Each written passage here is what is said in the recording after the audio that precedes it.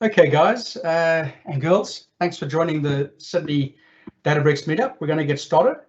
So today we have a great presentation for you with a guest speaker, Jonathan Neo, and we're going to be talking about building a data lakehouse with Delta Lake and Spark and deep diving into that. So, a few things. First of all, everyone is muted with their webcams off. Please add your questions into the chat window and we'll have a questions and answer session after the call. This session is being recorded and we'll make the slides and the video available afterwards, so don't worry if you miss it. So yeah, without further ado, I'll introduce you to Jonathan. So Jonathan is a senior data engineer at Kusu. I hope I'm pronouncing that right, Jonathan. And he's heavily embedded in Databricks, and I think you'll see his experience come out soon. Outside of his day job, he's also a teacher at Western Australia University, where he helps students get up to speed on data and analytics.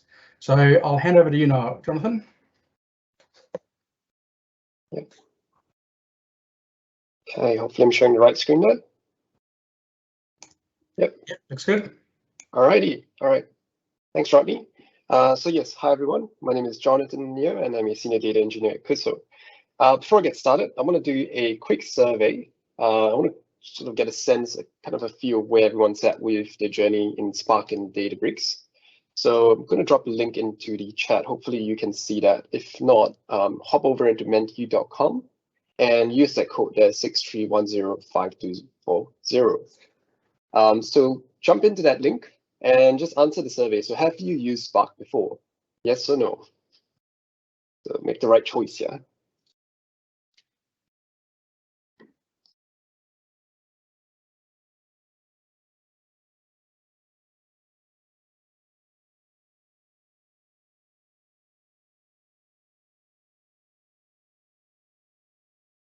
Everyone able to access that link okay?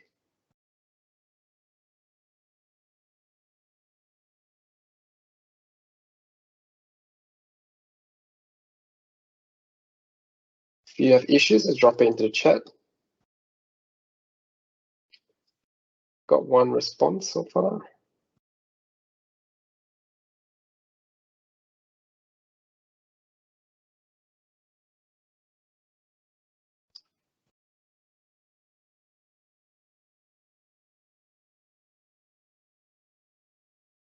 Okay.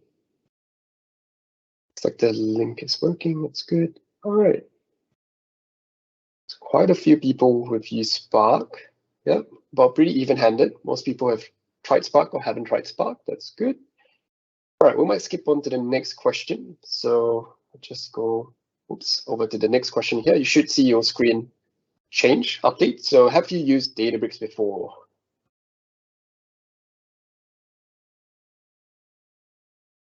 This one's interesting. We got more responses here than from Spark. Okay, I would presume everyone's tried Databricks to some extent and then maybe haven't just used the Spark APIs just yet. Okay, awesome, cool, good. That gives me a good idea of where everyone's at. So I'll spend more time maybe running through the internals of Spark and what Spark is, and a bit less time on Databricks, okay, since everyone seems to be quite comfortable in this space. All right, so let's just jump into my presentation. So just a little bit about Kusu before I jump into the actual content. So Kusu, who are we? We're ANZ's only dedicated Databricks consultancy. So we work with you from inception to completion. So road mapping your ideas into implementation and doing that primarily through Databricks and also other stacks of technology together with it. So Kusu is part of the larger Mentor Group business, which comprises of 7 brands. Spanning across the 3 public clouds, like AWS, GCP, Azure, web development, machine learning, AI, and design. We've been recognized as Australia's top place to work, and we have a team of 400 people expecting to grow to 550 next year. Okay, and by the way, I'm also based in Perth, so little dot here you see on that point, that's me. Okay, oops. Bring this back up, and this is just a slide just showing the different brands we work with. Yeah, we work with some of the largest companies like ANZ, Telstra, and also some of the most exciting startups like ZipPay, for example. All right, so what we're here to do today. So I'm going to do a quick introduction to the Lakehouse architecture. Then I'm going to do a deep dive into the backbone of what actually builds up this Lakehouse architecture that we're going to look into, and that's going to be the Delta Lake file format. Then I'm going to jump into an end-to-end demo, which should hopefully take about 30 minutes or less, and then we'll save some time towards the end for Q&A. Throughout this presentation as well, I'll pause at different sections to give you opportunities to ask questions as well. So if you have any questions, drop it into the chat as they come up to your mind, and then we'll pause and we'll get Rodney to read out some of these questions back to me, and we'll try and answer them as best we can. So let's get started into the Lakehouse architecture. Before I talk about Lakehouse, let's actually talk about the precursor to Lakehouses, which is data warehouse. Okay, so for a long time now, between the 1980s to about 2010s, this is the predominant architecture that was used by lots and lots of companies. So companies own many different data sources within their business. They have databases that they own, they have files, they have APIs, and they need a way to analyze data across these different data sources. So what we typically see in companies is that they extract data from these different sources, transform it using tools like Apache Airflow, AWS Glue, Fivetran, Data Factory, and more traditionally, you have on-premise tools like SSIS, etc. Then you push that data into a data warehouse, which is essentially just a database technology. And there are different technologies that are out there that supports that, like Oracle Database, Microsoft SQL Server, Postgres, MySQL. Once it's in that database technology, we then visualize that using some sort of business intelligence tooling like Power BI, Tableau, Looker, or QuickSight. Okay. There are obviously a bunch of more other technologies out there. This is just a short list off the back of my mind. Okay. A couple of downsides to this architecture, however. Firstly, it's sometimes difficult or maybe even impossible to store semi-structured or unstructured data inside of the data warehouse. Okay, so things like your images or your video files, things like that, it's actually quite hard to store in a warehouse. It's possible to store it in a binary format, but it's not really recommended. Next thing is that the data is going to be locked in a proprietary format and can only be accessed by the technology itself. What I mean by that is that the data itself is in files that is stored by the SQL engine. For example, if you choose to go with Oracle Database, the files are going to be in that engine, and the only way you can access that is to write SQL queries to extract the data. You can't actually go into the file system and look at the files themselves and read the data directly. You have to use SQL to query that data. It's not really ideal for streaming data sets because database likes to do this thing called indexing. And if you start streaming data to a table, the table itself is going to try to build indexes over that data. And you'll find that it's going to take a lot of time to actually write very, very fast to that table. Next thing is that because we're not able to store the unstructured data, things like our specialized machine learning use cases like imagery or vision or audio is not supported through this architecture. Okay. And lastly, the database technology that serves as a data warehouse is not able to store and retrieve big data quickly. So the hardware that comes shipped with those technologies typically can scale only vertically. So you can increase your RAM, you can increase your CPU, but you can't actually add more nodes into that database technology. Okay, so that's an issue if you're trying to store big data. So how do we overcome that big data problem? This is where massively parallel processing MPP technologies came into existence. So what it is essentially you've got a client. So that's you, the user, who's going to write a query, going to write some sort of SQL query. That query is then going to be sent down to the master node or the main node, and that main node is going to develop an execution plan, and that execution plan is going to be sent out to your nodes. So you're going to have many computes. Each node is a CPU, and that's going to then perform the computation, the SQL query that you wrote in parallel. Okay, so it's a lot faster, and this enables the scaling of horizontal scaling, as opposed to just the vertical scaling that the older database technologies provides. Okay, so you're able to scale infinitely essentially. So technologies like Amazon Redshift, I think, came out in 2012. BigQuery was the first one, 2010 from Google, and things like Synapse, Snowflake, all does that MPP implementation as well. They've got their own way of doing things, but in essence, they're all doing this architecture right here. Spark as well does the same thing. It has different APIs that you can write your queries in though. So the first four up there, you're going to write your queries using SQL, but Apache Spark supports different APIs. So you can write your query using SQL, Python, Scala, R, or Java. But yeah, that's essentially the MPP engine. And let's hop on to the next slide. So we pretty much, in the 2010s, when the database MPP starts coming out, we pretty much replaced those the data warehouse from like Microsoft SQL. We start shifting towards things like Azure Synapse, Snowflake, Redshift, BigQuery, because these things can process data a lot faster. So we're able to solve that big data issue.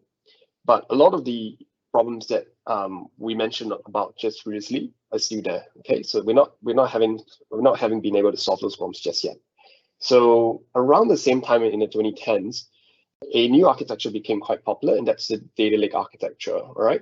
So how the data lake architecture works is you've got data coming through a hot path. A hot path is just data that's being generated very, very quickly.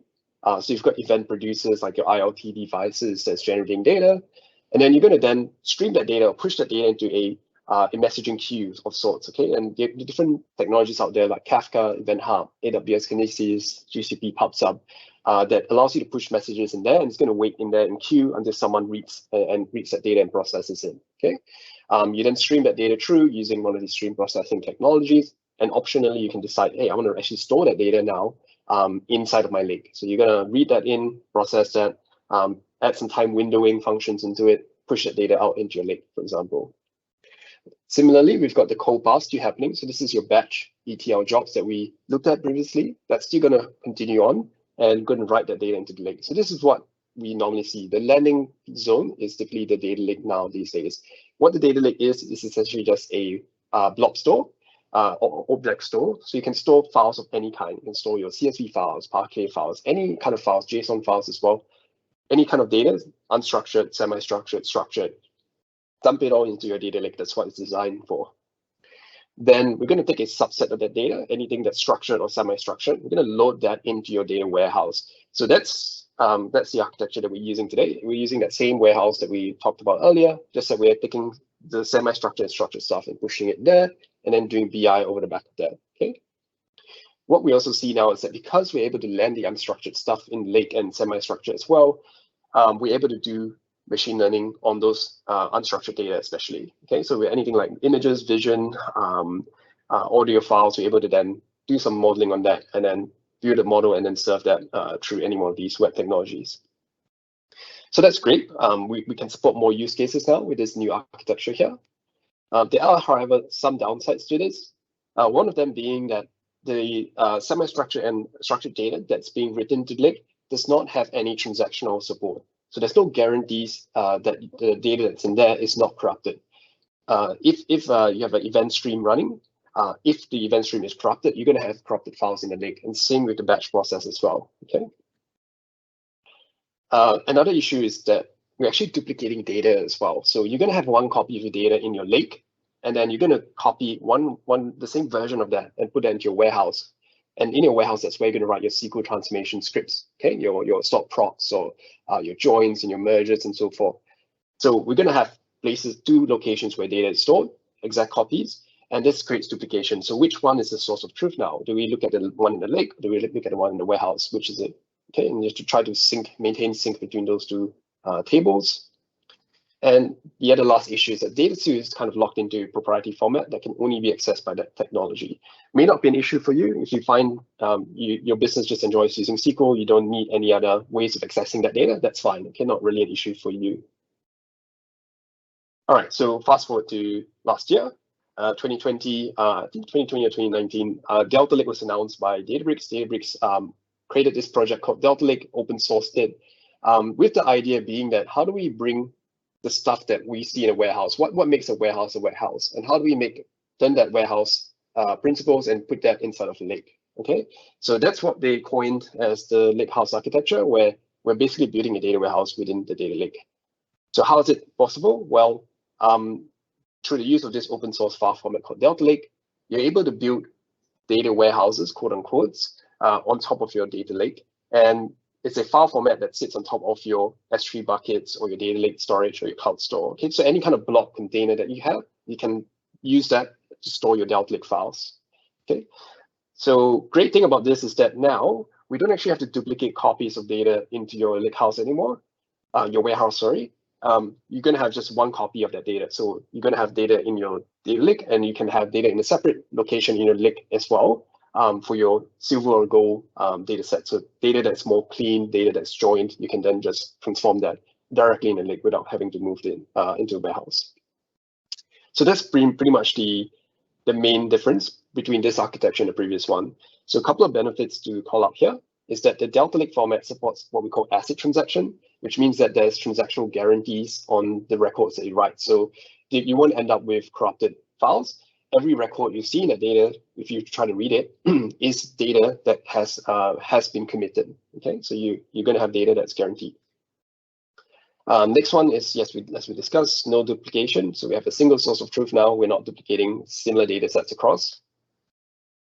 Delta Lake is a open file format, so there's no lock-in to a single technology provider.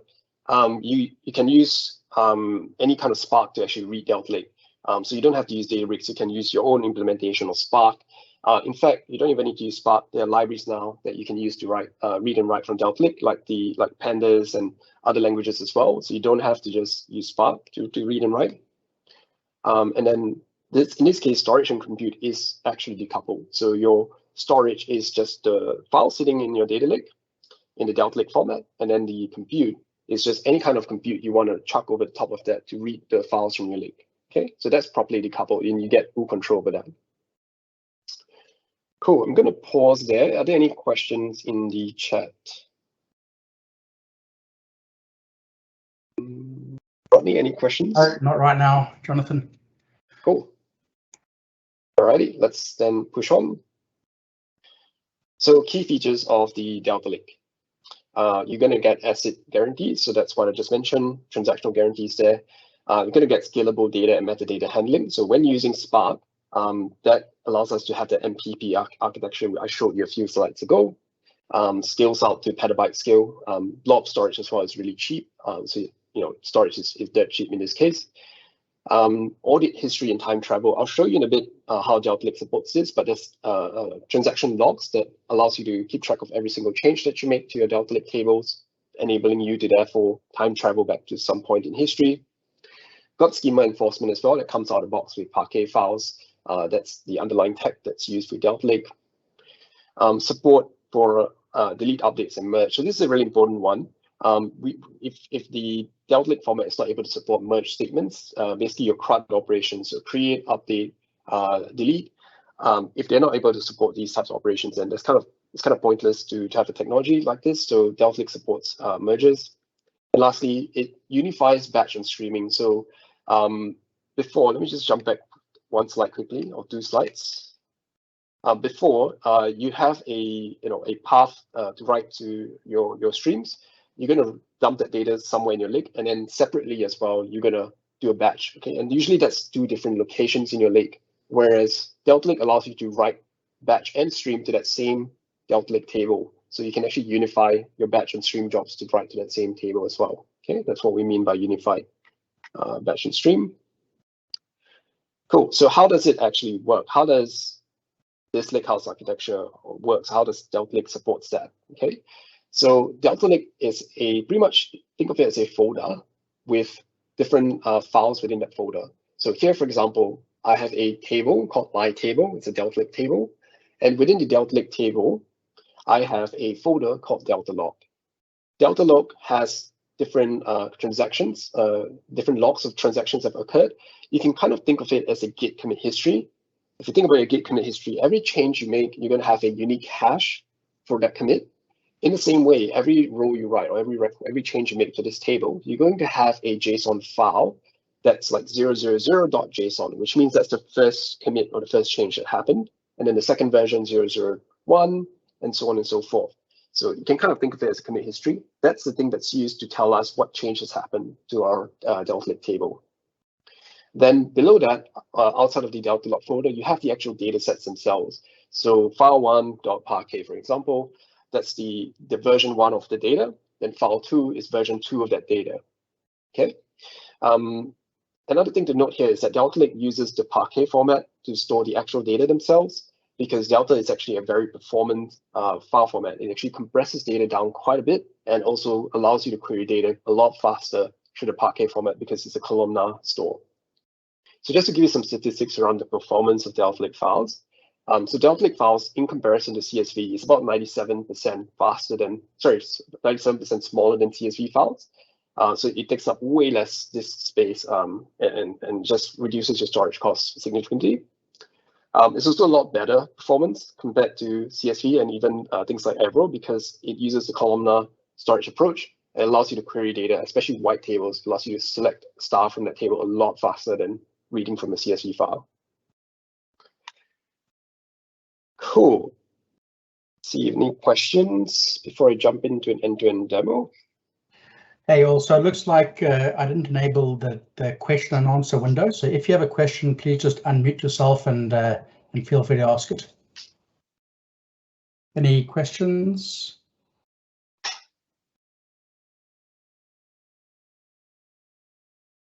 Cool. All right.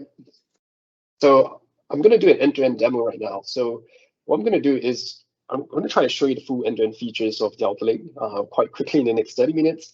So I'm going to assume that I have some data landed in the raw area. So pretend this is like a source system or some sort of file system that I'm trying to extract data from. I'm going to extract the data out and read that into my bronze layer. If you guys haven't heard of bronze, silver, gold is just a standard in data engineering where bronze is the raw data, silver is cleansed data, and gold is our joined data or aggregated data. So it's ready to use for BI. So I'm going to do that bronze stuff first, and then once I'm done with that, we'll jump into a deep dive into Delta Lake. So try to understand what Delta Lake actually does. Then we'll move on to ingest it into silver and then gold, and then I'll show you a quick little nice feature as well. So once data is in gold or any kind of, even in silver if you want, you can then create dashboards reading directly from your Delta Lake tables. Okay, so I'm going to do one in Databricks, but bear in mind as well, you can do the same as well using Power BI and Tableau to create your dashboards or any other BI tool of your choice. All right, so let's jump in. So jumping into our first notebook here. One step back, quick introduction to Databricks for those two people that said they haven't looked at Databricks yet. So Databricks is a platform tool to allow you to actually do your data engineering, your data science, and your data analyst workloads in a single place. It sits over the top of infrastructure in GCP, Azure, or AWS. You can deploy it into any one of these public clouds. But yeah, the whole idea of Databricks is to make data a lot simpler. So do your data stuff without worrying about infrastructure, without worrying about how do we manage clusters, how do we spin one up ourselves, and things like that. It removes a lot of that complexity, so you can just focus on the data stuff. So you've got different tabs here inside of Databricks. You've got your first tab here, which speaks to your data engineers. So this is where you will write your transformation scripts, all right?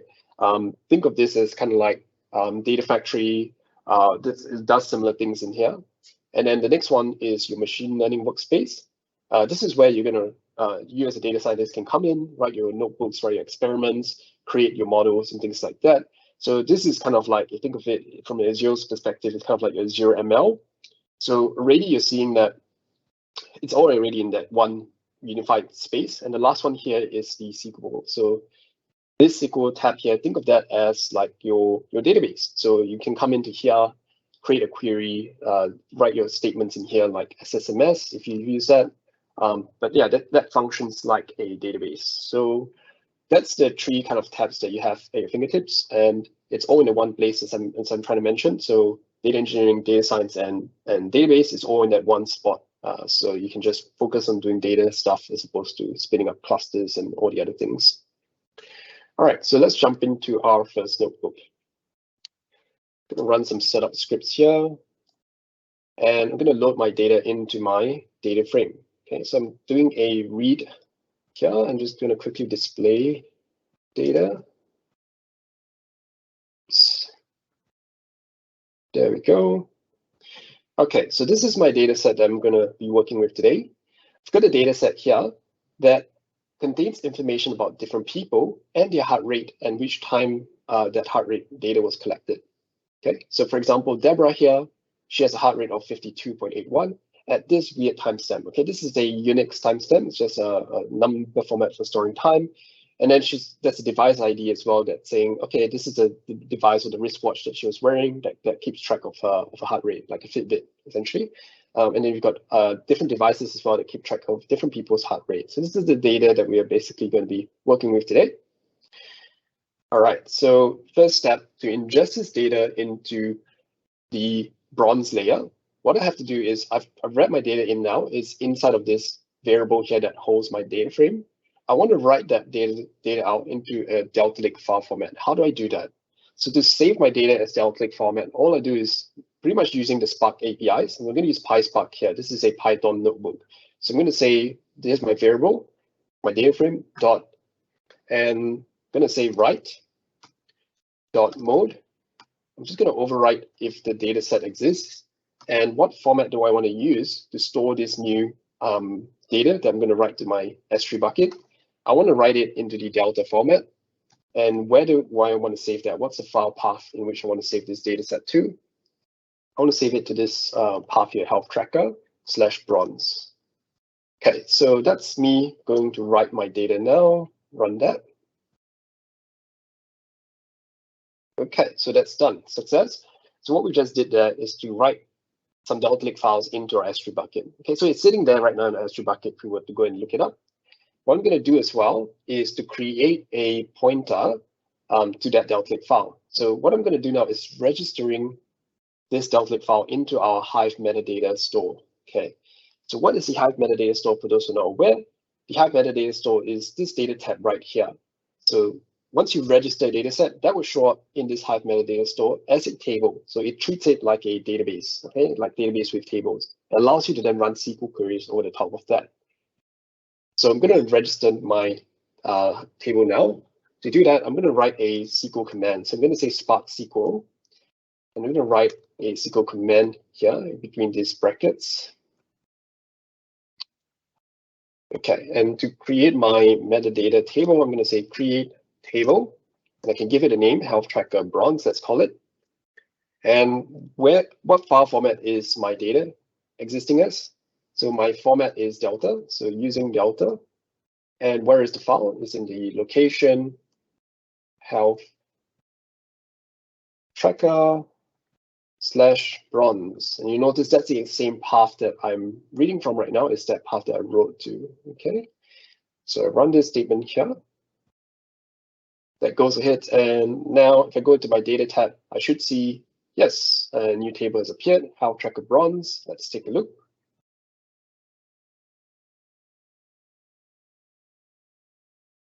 Awesome. I've got a schema here that tells me what columns I have and what data types I have in my data set. And it gives me some information as well if I have any partitioning turned on. I don't have yet. And then my sample data. Perfect. So that is successful. I've written my data to my Delta Lake and able to read it in. Cool. So the next step now, I'm going to do a deeper dive into the Delta Lake file format. So let's do some setup again. All right. Now the first statement I'm going to run here. Notice this here has a %SQL. %SQL is just a magic command that allows us to write SQL code, NC SQL code using Spark SQL inside of our Databricks notebooks. So this here is me saying alter table, change the health tracker bronze table, and update those columns actually. Change those columns to have comments besides each field. So I'm just going to run that. Okay, that's done. So if I just go back now to my bronze table and just refresh that.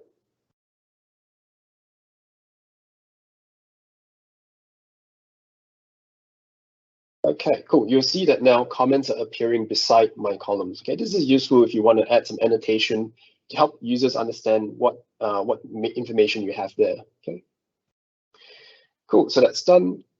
Alrighty. So now I'm gonna jump in and run some more commands. Okay, cool. So I'm gonna display for you what the Delta Lake file looks like under the hood. So grab this here. Okay, this here is just displaying the file path. And voila. So earlier I mentioned in one of the slides earlier that you have a Delta log file folder, and that's going to contain all my transaction logs. Every commit is going to exist in that folder. And then I have the actual data file itself, and we can see that's the data file right here, part 000, and then .snappy, which is a compression technique, and then .parquet, it's a file format. So that's the actual data file.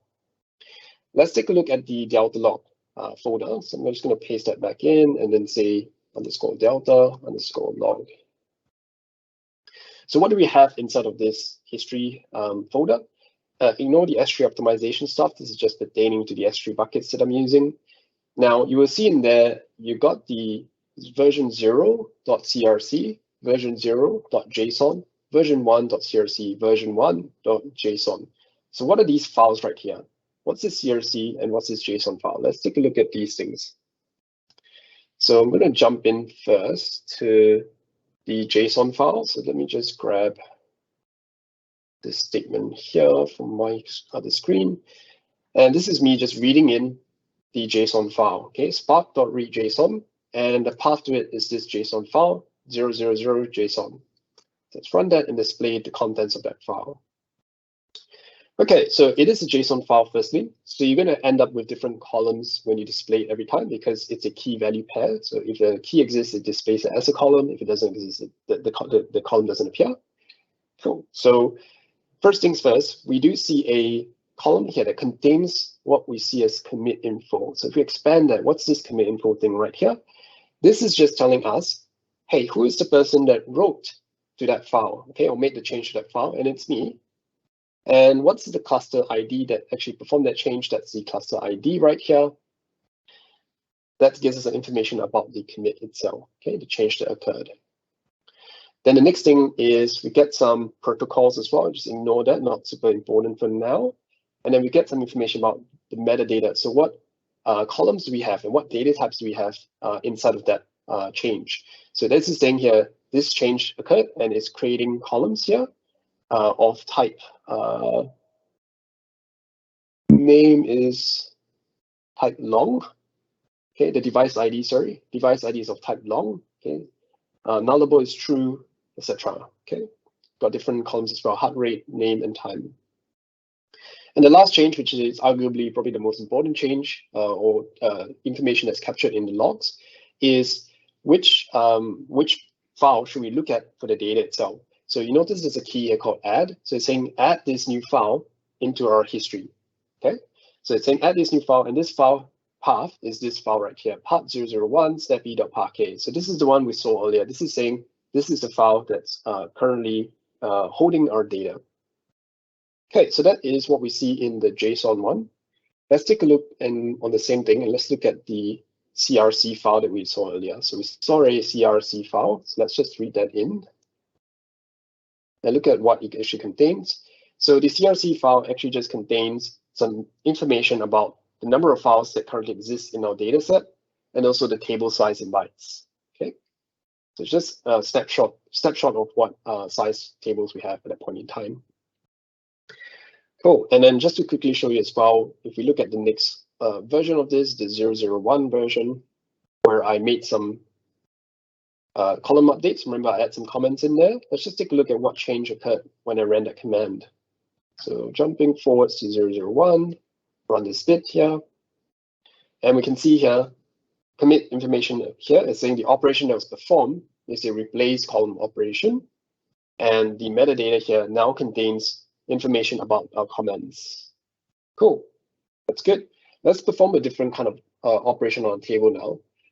Let's say, for example, I decided that I want to rename some of the values in my table. So let me just bring up the table as well. Okay. Equal select star from health tracker bronze. Let's run that. So let's say, for example, I decided I don't want to actually have device ID labeled 0. I want to rename that to device ID 5. Okay, so let's write a SQL statement to perform that change. So I'm going to say %SQL, and I'm going to say update. What's the name of my table again? Health tracker bronze.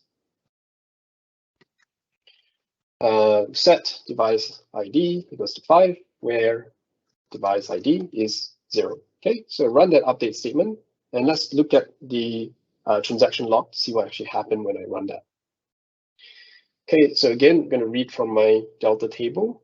So this is the thing right here, Spark read delta. Oops, sorry. And yeah, that's correct. So you can see the update occurred successfully. It's all changed to 5 instead of 0. And let's take a look at the change that happened to my delta files. All right, cool. So notice that we have 2 files now. The first Parquet file was the first version of the data, and the second Parquet file is the second version of the data, the one with the where IDs changed to 5 from 0. Okay, and let's also take a look at the transaction log.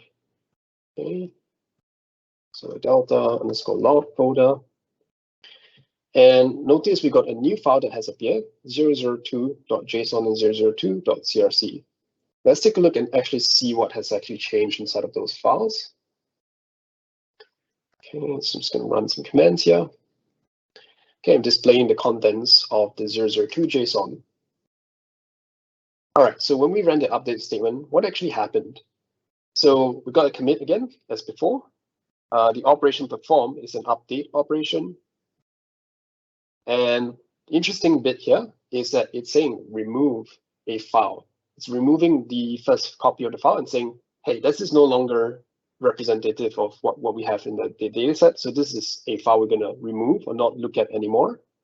And we're going to add a brand new file. So add, it's a new column here.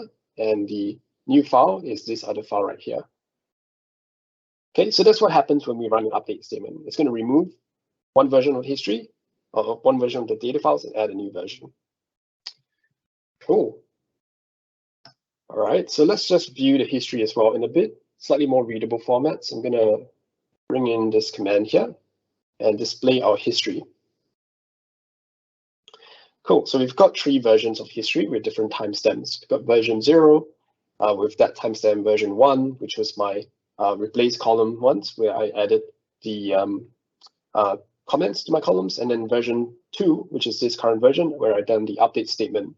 Notice that as well, we have the operation parameters here that contains metadata about what change had happened. So the update statement, for example, will contain a predicate. So it says update where device ID is 0. Okay, that's what it's basically saying there. And because I have this history, so version 0, 1, 2 with different timestamps, I'm now able to perform time travel on this data. So this is the fun stuff that we're going to get to now. So what if I want to time travel to a version back in time, let's say version 0? How do I do that? So I can use SQL to actually query this, and you can use as well in Python or Java or Scala, any language you prefer. I'm just going to do it in SQL first. I'm just going to do it as select count star, device ID, and I'm going to say from my health, tracker bronze, and group by device ID. Okay, so this is how I would just select it if I were just doing it normally. But because I want to time travel back to say version 0, for example, I'm going to add a new line here that says version as of, and I can say version 0. I can run that SQL statement. And you can see that the device ID is back to what it was originally, which was device ID 0 instead of 5. Okay. Another way of writing this as well, if you don't want to use version numbers, you can write it as well using timestamps. So you can say, for example, select blah, blah, blah. And instead of saying version as of, you can say timestamp as of, and then you can provide a timestamp here. So what timestamp should I provide? We've got a whole bunch of changes here. Let's say I want to read as of that timestamp, or maybe even somewhere in between. Let's just change that here. And as of 32.00.00. Okay, cool. So the earliest version is going to pick up is actually version 0. Okay, this timestamp right here is as of 1:32 UTC time. And so at 1:32 exactly, the latest version is actually version 0. Okay, and then 1:32, 18 seconds is when the next version came about. So we're going to read this from version 0 at that point. Excellent. I'm going to pause here as well. Any questions so far? Anyone? So just feel free to unmute yourselves. So Jonathan, we've got a little issue with questions. So please ask your questions on the Databricks Meetup group and I will relay them to Jonathan. So it looks like I didn't check the right option on the Teams event. We have a question from Yash. Does the create table ingest data into the Databricks cluster? So the create table statement, does it ingest that into the Databricks cluster? Is it in the cluster memory? Excellent question. Let's scroll all the way. I think it was actually the previous notebook. There we go. So yeah, great question. So does this statement right here create a table inside of the Databricks cluster? The answer is no, it does not. This is creating a reference to files stored in our data lake. So the previous step that I ran, that was writing files into our data lake. Okay, you can choose to go with whatever blob store provider you want to use, S3 buckets, GCP store, Azure Data Lake. That's where the files exist. This statement here, create table, is just creating a reference to those files.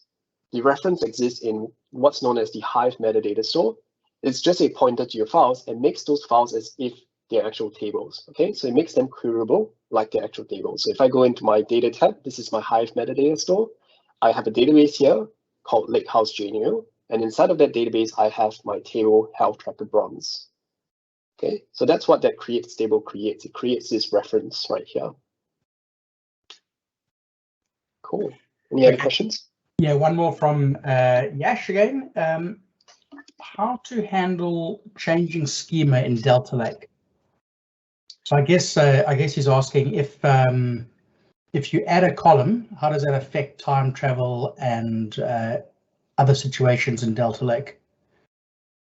Great question. So let's maybe run a SQL statement just to show you what that looks like. So, and hopefully I don't muck this up. Fingers crossed. Live demo is always a tricky thing. Add column, I think it's just add, and let's add a new column here. Let's say,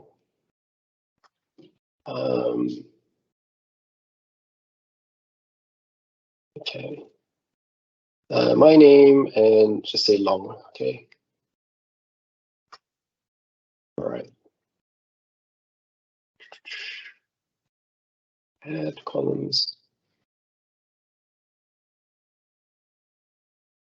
Okay, cool. So we've just run a alter table statement. We added a new column there. Let's take a look at what that has done for us. So I'm going to grab our good old trusty delta log commands and just paste that in here, and one more for the actual change. Let's grab that. Okay, so right away for that alter table statement, we'll create a new version for me as we expect, right? A new commit as occurred. What has actually happened? What change has he tracked? So let's run this thing right here. Cool. So it's essentially a change to metadata. It's saying the metadata has changed. The new metadata is now and with a new column that's been added. Okay. And if I go ahead and actually query from that table, select star from tracker underscore bronze. Okay, run that. You'll see a new column appear called my name.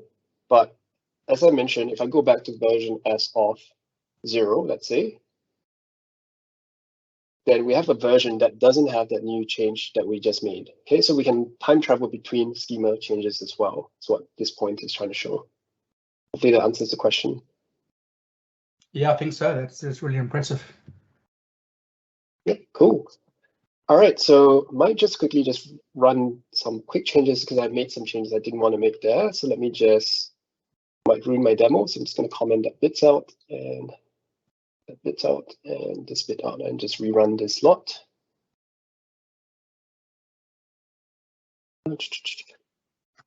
Sorry, bear with me here.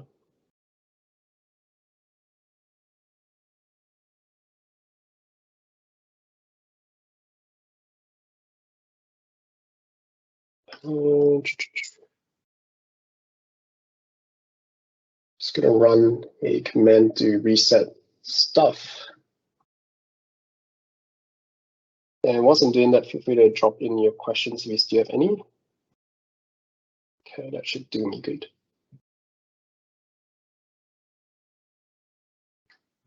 Okay.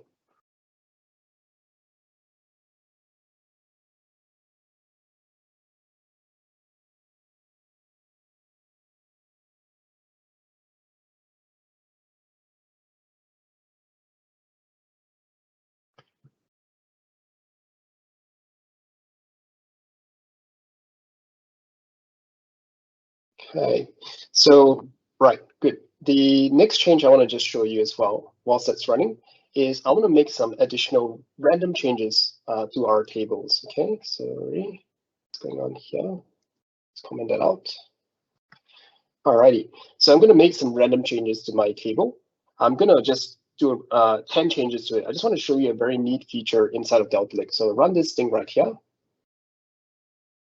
And that's just going to make some random changes to my table. You can see it's creating some more snapshots, some more copies, some more commits to my table. Just give it a second to run.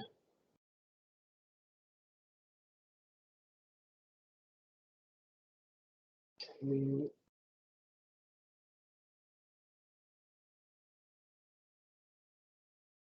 It's almost done. All right, that's complete.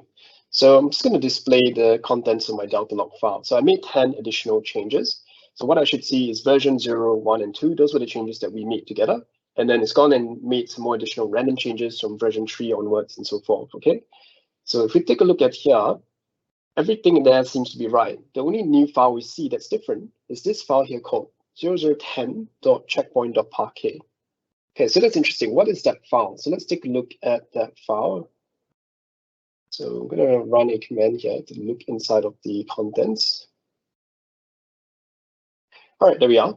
So inside of this file here is essentially a JSON file where it contains all the changes that we made up to that point, up to version 10. Okay, and this is just something Spark Delta Lake does for you. So every 10th commit, it will create this Parquet file for you that contains all the events that has happened up to that point. Okay, so version 10 will have versions 0 to 10.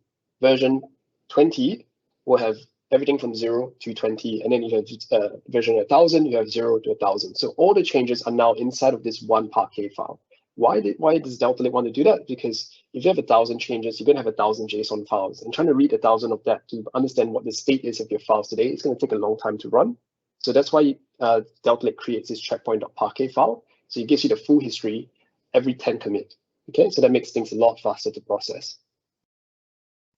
All right, cool. So we've got our histories. Now, what happens if I make a mistake? How do I restore back to previous copy? It's as simple as running this SQL command right here. Okay, it says restore table health tracker bronze to version as of, and you can say 0, 1, 2, 3, and you can use timestamps as well for this. So I'm just going to restore it back to version 1. And what this is doing as we speak is just creating a new version. So this is version 14 now, I believe, and version 14 is just a copy of what version 1 was. Okay, so that's done. And if I just do my select statement again, we're going to be back to our original data set. Okay.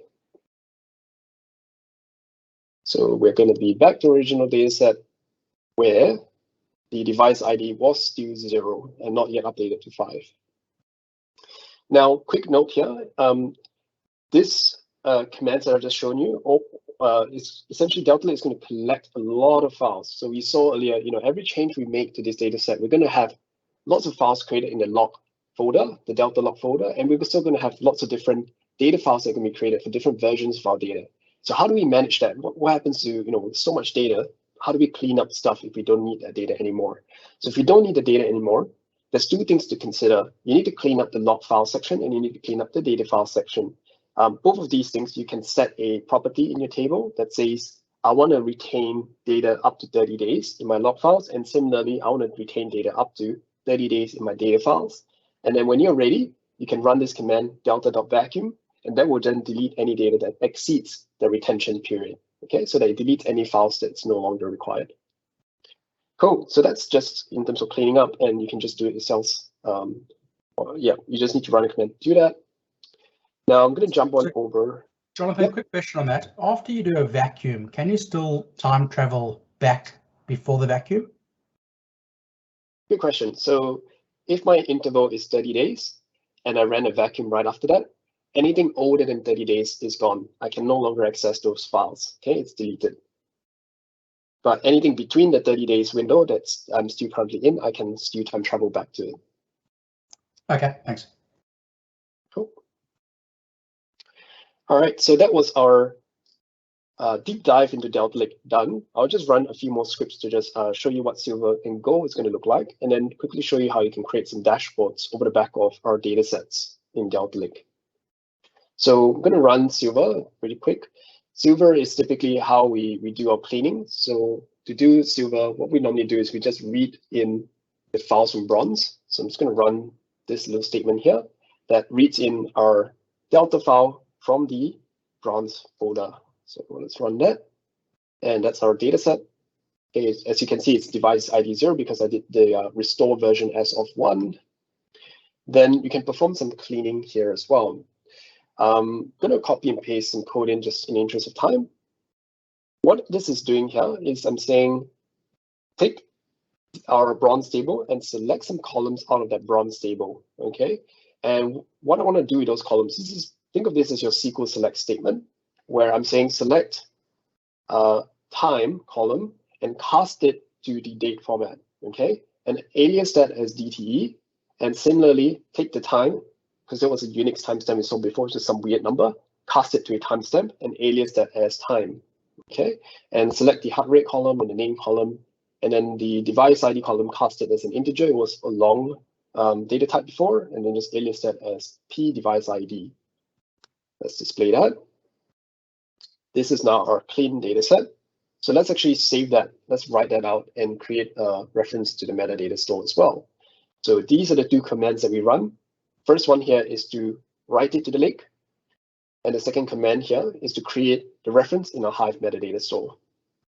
But notice this first command here, to write it. I actually write it with a partition with device ID. Okay, so let's run that and see what that partition actually does. Okay, done. So I should see a new table now appear, and it does, health tracker Silver. That's great.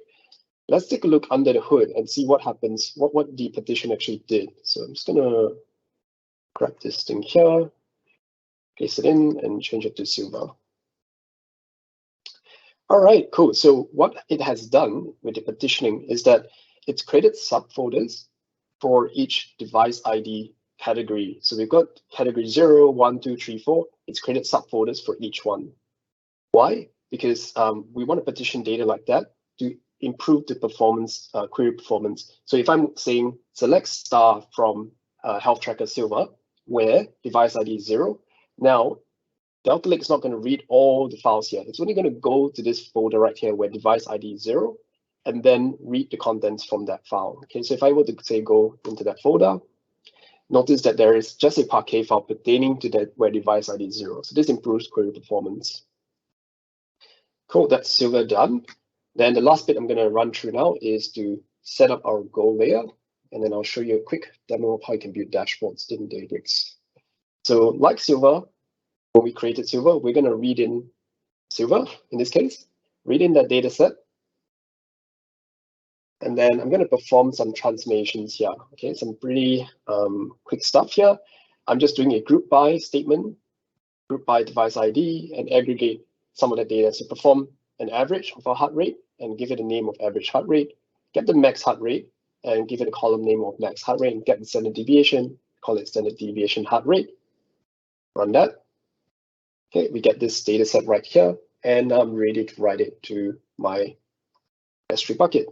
So same as before, write it to our S3 bucket, give it a name of /gold, and then create a Hive metadata table as well. Run that. Okay. Now that that's done, if I go to my data tab, I will see a new table up here called gold. Good, so I've got my data sets all lined up. I can now go over to the SQL view. So this is a view that's really good and useful for your business intelligence analyst or your data analyst who are not so concerned about data engineering. They just want to access the data and build dashboards from our Delta Lake tables. So how would a data analyst come into here? So data analyst can come into here and connect using one of these SQL endpoints. So this is how you're going to access data from your Delta Lake files. Okay, this SQL endpoint here is serving that data out. And you can use tools like Power BI or Tableau to connect to this endpoint right here. Okay, and then there are different connection details you can pull out from so that you can connect to it using Tableau, Power BI, or other tools. I'm going to just keep everything in the Databricks to make things quick. And I'm going to quickly write a new query right here.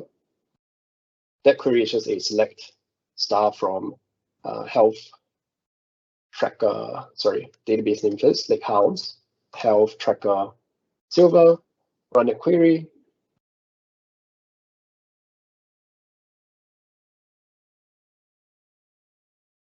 Oops, seems to be taking a while to think.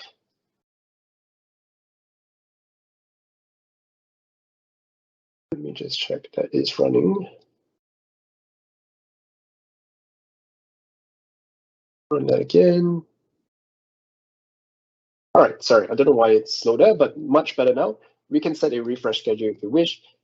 More importantly, I want to create a cool visual from this. I'm going to click Add Visualization, and I'm going to drop in a line chart, select my x-axis as my time, and my y-axis as my heart rate. And I want to group my data by my device ID. And this is a chart I end up with. Okay, this chart basically tells me what's the heart rate of that particular person at different points in time. And person 0 seems to switch off their heart rate monitor, and that's why we're ending up with a flat line there. So I can click Save, and I can go into my dashboards, create a dashboard here with health. Oops, sorry, I actually need to save that query that I wrote before.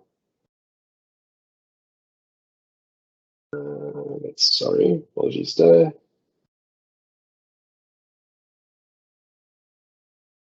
Chucking that back, sorry guys.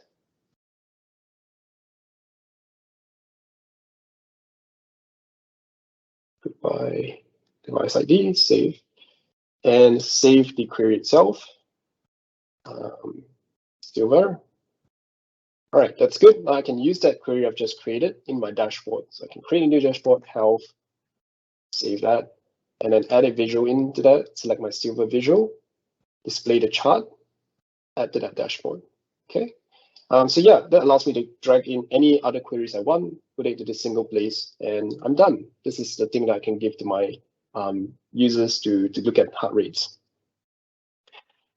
All right, cool. So that was my end-to-end demo completed. I know it's 10 o'clock now. We'll feel free to stay back longer if you have time. I'll sit here and just answer any of your questions. So yeah, Rodney, over to you if anyone has questions. Thanks, Jonathan. That was really good. Got a question from Guru. Do we need to have a separate container for the gold, bronze, and silver layer, or separate databases in the Hive Metastore? Great question. That's going to come back to your RBAC or your IAM security. So it depends on how you want to actually structure this thing to give access to users. Yes, you can have different containers in your S3 buckets, in your data lake stores. That's one way of doing it. Doing it container-wise allows you to then say, grant this entire container, give this AD group or this user access to this entire container. That's one way of doing it. Another way of doing it is to use in Azure Databricks, Azure Data Lake, for example, you have access control lists. So you can actually grant individual objects or folders access as well. So you don't have to create different containers. You can have a separate folder within one container for your bronze, silver, gold. So again, it's folders within the container for bronze, silver, gold. And then likewise, with your Hive metadata store here, yep, again, you can create different databases, bronze, silver, gold, or you can create different tables here and then grant each table access respectively. It just depends on how you want to make your life easier. Different databases will be easier to grant access to. You can just say, grant this user access to this entire database.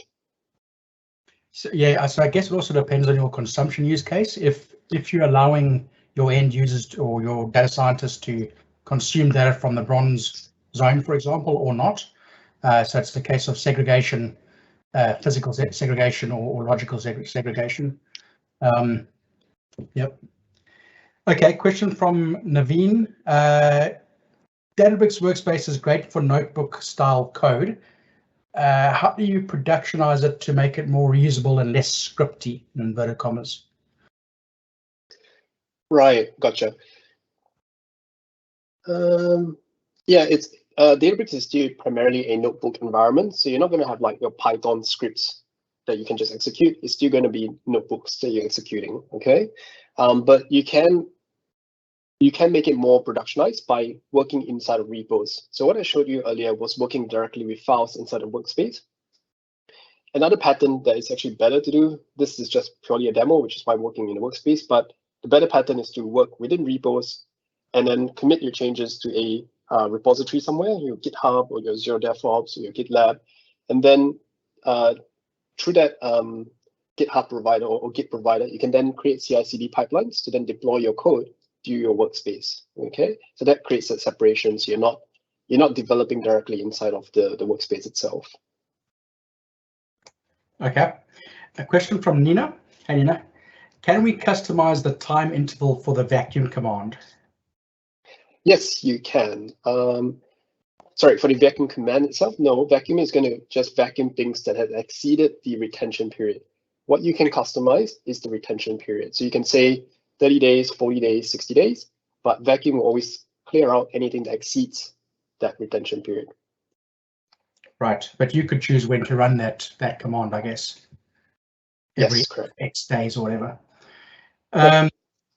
Okay, I'll skip through some of these, make sure I cover all of them. What happens if you don't run? So what happens if you don't run vacuum, but have to have a retention period of 7 days from Guru? I'm not sure if I understand that. So what happens if you don't run vacuum, but have to retention period of 7 days? Guru, I'm not entirely sure what the question is asking, so please feel free to elaborate and we'll get back to you on that one. Winston's asked, do you use Databricks in conjunction with Snowflake? Yeah, great question. So just coming back to the slides here. Yes, you can use Databricks together with Snowflake. So just present this view here. Okay. And in that same token, it's not just Snowflake we're talking about. It's any kind of warehouse tech, right? Your Synapse, Redshift, BigQuery, Snowflake, they're all data warehouse technology. Yes, you can.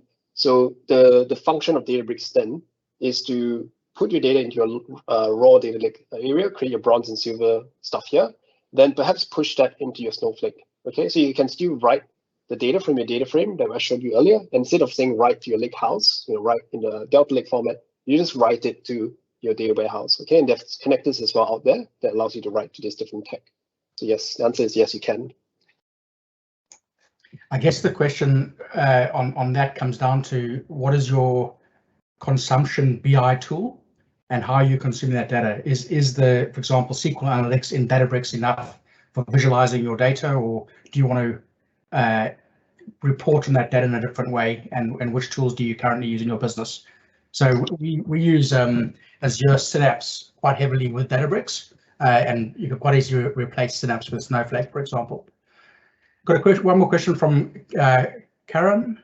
Does restoring table version create a new version copy? So I guess that's kind of like what Git does when you restore an old commit. It doesn't actually erase the Git commits, it just restores it as a new commit. Is that, I think that's what the question is?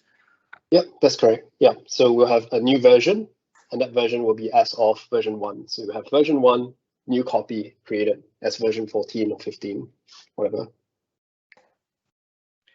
Okay, I think that's all for now then. Jonathan, thank you very much for presenting a really, really useful video. I hope everyone enjoyed it. We'll put the slides up and the video shortly on our website, and feel free to ask us any questions on LinkedIn, Meetup, or however you want to contact us, and we'll get back to you. Thanks very much all. Cheers. Thanks all. Bye.